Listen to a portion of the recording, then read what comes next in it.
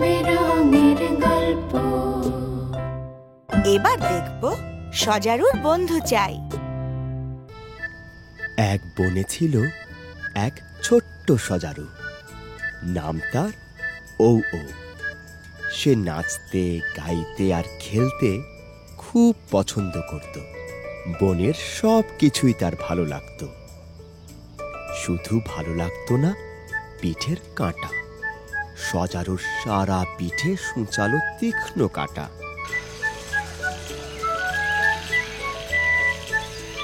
এজন্য তার মনে খুব কষ্ট।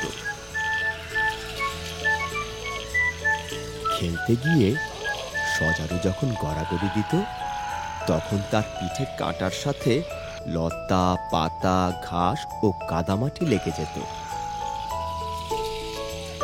কিন্তু এরপরও সজারুর খেলাধুলা, দুষ্টুমি থেমে থাকতো না। খেলাধুলা নিয়েই সে সারাক্ষণ মেতে থাকত। অন্যদিকে খেলার মাঠে অন্য কেউই সজারুর পিঠের কাঁটা পছন্দ করত না, তাই কেউ তার সাথে খেলতেও চাইত না। সব সময় তাকে একা একা খেলতে হতো।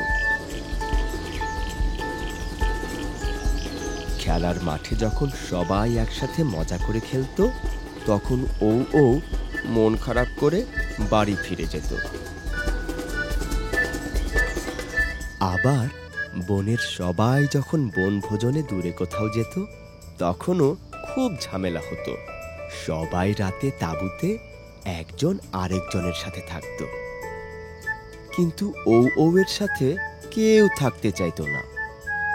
একদিন তো বনের বাঘ, খরগোশ, শূকর আর ভাল্লুক ওকে বলেই দিল, শোনো ও, আমরা কেউ তোমার সাথে ঘুমাতে পারবো না। তোমার গায়ের ধারালো কাঁটা আমাদের শরীরে বিঁধে যেতে পারে। সবার কথা শুনে সজারুর খুব মন খারাপ হলো। একদিন মন খারাপ করে ও বনের একধারে বসেছিল। ওকে বসে থাকতে দেখে ইঁদুর মনে মনে খুব কষ্ট পেল। সে এর কাছে এলো। ইঁদুর বলল, আরে ভাই ও, এখানে একা একা বসে আছো কেন? সজারু খুব দুঃখ নিয়ে বলল, না, কিছু না, এমনিতেই বসে আছি। এর মন খারাপ দেখে ইঁদুর আবারও বলল, তোমার মন খারাপ কেন ভাই সজারু? আমাকে বলো। তখন সজারু তার মনের সব দুঃখের কথা ইঁদুরকে বলল। সব শুনে ইঁদুর বলল, ও আচ্ছা, এই ব্যাপার। শোনো ভাই সজারু, তোমার পিঠের কাঁটাগুলো খুব সুন্দর। এই কাঁটাগুলোই তোমার সৌন্দর্য বাড়িয়ে দিয়েছে। কাঁটাগুলোর জন্যই তুমি অন্যদের থেকে আলাদা। আচ্ছা, এবার শোনো, মন খারাপ করো না। আমি তোমার জন্য একটা জামা তৈরি করে দেব। জামাটি পরলে কেউ আর তোমার কাঁটা দেখতে পারবে না, আর তখন ভয়ও পাবে না। ইঁদুরের কথায় সজারু খুব খুশি হলো।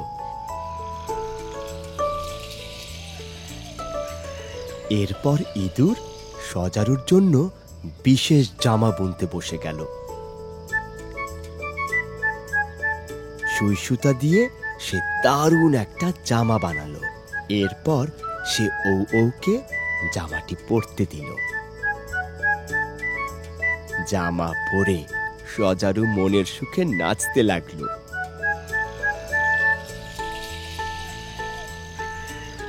এরপর সে বন্ধুদের সাথে দেখা করতে গেল, কিন্তু দূর থেকে তাকে দেখেই বাঘ, খরগোশ, শূকর আর ভাল্লুক বলে উঠল, ভাই ও, তুমি আমাদের কাছে এসো না। তোমার পিঠের ওই কাঁটাগুলো দেখলেই ভয় করে। এ কথা শুনে ও চিৎকার করে বলে উঠল, কাঁটা? কোথায় কাঁটা? আমার তো কোনো কাঁটা নেই। এর কথা শুনে বাঘ, খরগোশ, শূকর আর ভাল্লুক হাসতে হাসতে গড়াগড়ি খেল। ছোট্ট সজারু বুঝতে পারল, জামা পরলেও তার সূচালো কাঁটাগুলো জামা ফুঁড়ে একে একে একে বের হয়ে এসেছে। রাগে দুঃখে সে বাঘ, খরগোশ, শূকর আর ভাল্লুকের সাথে আর কোনো কথা না বলে ফিরে গেল ইঁদুরের কাছে। ছোট্ট সজারু ইঁদুরকে বলল, ভাই ইঁদুর, এই জামা পরেও তো আমার কিছুই হলো না। কাঁটাগুলো জামা পরে বেরিয়ে পড়েছে, আর তাই আমার বন্ধুরা খুব হাসাহাসি করছে। ইঁদুর বলল, মন খারাপ করো না বন্ধু, দাঁড়াও, এবার আরেকটা নতুন বুদ্ধি করতে হবে। এই কথা বলে ইঁদুর দৌড়ে গিয়ে কোথা থেকে যেন রং তুলি নিয়ে এলো। এরপর সে ও এর পিঠে রং মাখা শুরু করলো। ও জানতে চাইল। আরে ভাই, এটা কি করছো? ইঁদুর বলল, একটু অপেক্ষা করো বন্ধু, নিজেই বুঝতে পারবে। রং দেয়া শেষ করে ইঁদুর বলল, ও এবার তুমি তোমার বন্ধুদের সাথে দেখা করতে পারো। এ কথা শুনে সজারু তার নতুন রূপ বন্ধুদের দেখাতে ব্যস্ত হয়ে পড়ল। তাধিন নাচতে নাচতে সে তার বন্ধুদের কাছে গেল। ও এর বন্ধুরা অবাক হয়ে ও এর কাছে ভিড় জমালো। সজারুর রঙিন কাঁটা দেখে তারা বেশ অবাক হলো। এখন খুব সুন্দর লাগছে ওকে। তখন সবাই বুঝতে পারলো আসলে সজারুর কাঁটাগুলোকে ভয় পাওয়ার কিছুই নেই। নিজেদের ভুল বুঝতে পেরে ওকে সবাই বলল, আমরা খুবই দুঃখিত ও এখন থেকে আমরা একসাথে খেলবো। চলো আমরা একসাথে খেলি। এরপর বনের সবাই মিলে ও এর সাথে খেলতে লাগলো।